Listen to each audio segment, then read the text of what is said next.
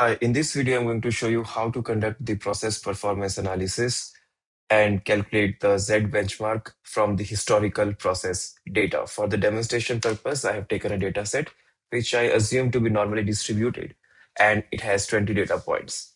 To conduct the analysis, go to Analyze. Under Quality and Process, choose Process Capability. Now, you will see this type of the window and drag and drop the column where the data is stored into this particular area. And then click on OK.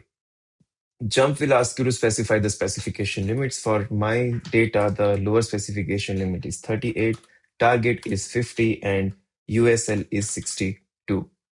And then click on OK. You can change the distribution from here if your data follows some other distribution.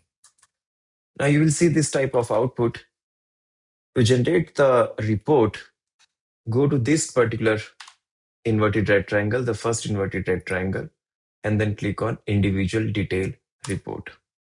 Here, JMP will show you the histogram of the process and will give you the summary of the data. It will also list what is the standard deviation of the data indicated by overall sigma. Then in this section, you will see what is the process performance index, PPK, PPL, PPU, and PP. The calculations will be visible depending upon the type of specification limits you have provided. In this particular area, JMP will show you that what is the proportion of non-conformance below LSL and above USL and total.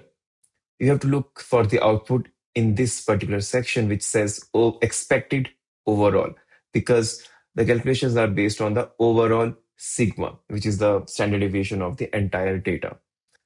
To see the Z benchmark, go to this particular inverted right triangle, usually the second one, to the right of which the column name and capability will be written.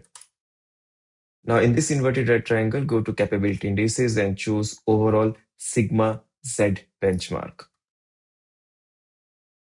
So it will give you Z LSL and USL based on the, again, specification limits we have provided. If you have provided only LSL, then only the Z LSL will be calculated.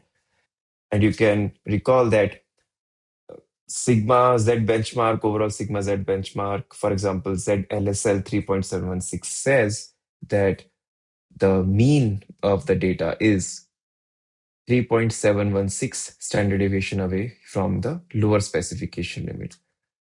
Z benchmark is the minimum of Z LSL and Z USL.